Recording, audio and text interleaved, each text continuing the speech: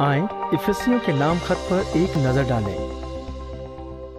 पौलुस रसूल अपने दूसरे मिशनरी दौरे के दौरान पहली बार शायद 52 ईस्वी में इफिसुस की बंदरगाह पहुंचे। उनके साथ अक्विला और प्रिस्किला थे। कुछ अरसे बाद पौलुस वहां से चले गए, लेकिन अक्विला और प्रिस्किला वहां मुनादी करते और तालीम देते रहे। लेकिन अपने तीसरे मिशनरी दौरे पर पौलुस तकरीबन 3 साल तक इफिसुस में रहे। उन्होंने वहां बड़े जोश से मुनादी की और वहां के बहन भाइयों के बहुत अच्छे दोस्त बन गए।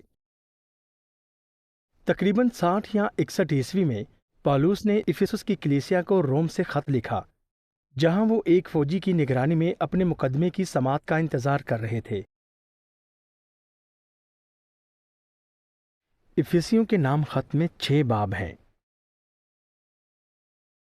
पहले बाब में बताया गया है कि खुदा ने आसमान और ज़मीन की चीज़ों को जमा करने का इंतज़ाम किया है, जिसके ज़रिए आसमान पर ज़िंदगी पाने वालों और ज़मीन पर ज़िंदगी पाने वालों को मसीह के तहत यहोवा के साथ मुत्तहिद किया जाएगा।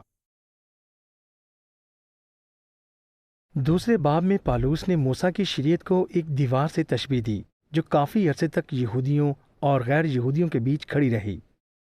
यीशु की कुर्बानी ने शरीयत को ख़त्म कर दिया और इन 2 गिरोहों के दरमियान खड़ी दीवार को ढा दिया। तीसरे बाब में पौलुस ने मसीह के बारे में मुकद्दस राज का जिक्र किया और वाज़े किया कि खुदा की मर्जी है कि गैर यहूदियों को भी उस छोटे गिरोह में शामिल होने का मौका मिले जिसे आसमान पर मसीह के साथ हुक्मरानी के लिए चुना गया है।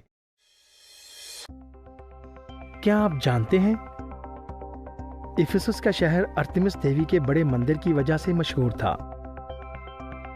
अमाल 19 बाब में बताया गया है कि इफिसुस में चांदी के कारीगर चांदी से अरतिमिस देवी के छोटे छोटे मंदिर बनाकर बेचने से बड़ा मुनाफा कमा रहे थे।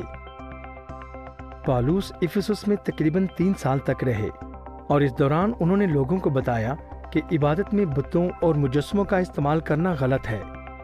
इसके नतीजे में इफिसुस के बहुत से लोग बुत परस्ती छोड़कर यहोवा की इबादत करने लगे।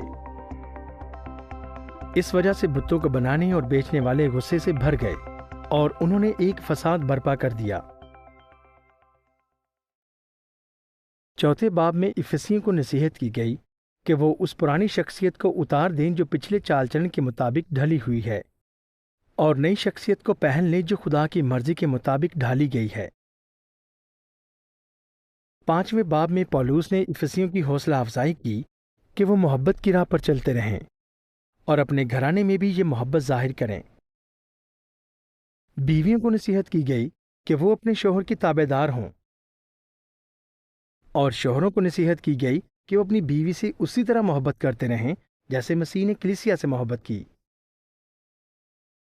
6ठे बाब में पौलुस रसूल ने जंगी लिबास की मिसाल दी और इफिसुस के मसीहियों को ताकीद की कि वो उस जंगी लिबास को पहन लें जो खुदा की तरफ से है। इस तरह वो तमाम मुश्किलात के बावजूद वफादार रह पाएंगे।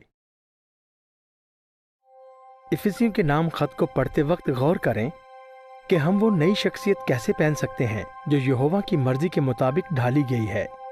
हम उस जंगी लिबास को कैसे पहन सकते हैं जो खुदा की तरफ से है, और यहोवा ने यहूदियों और गैर यहूदियों को मुत्तहिद कैसे किया ताकि वो मसीह के साथ बादशाहत के वारिस हों।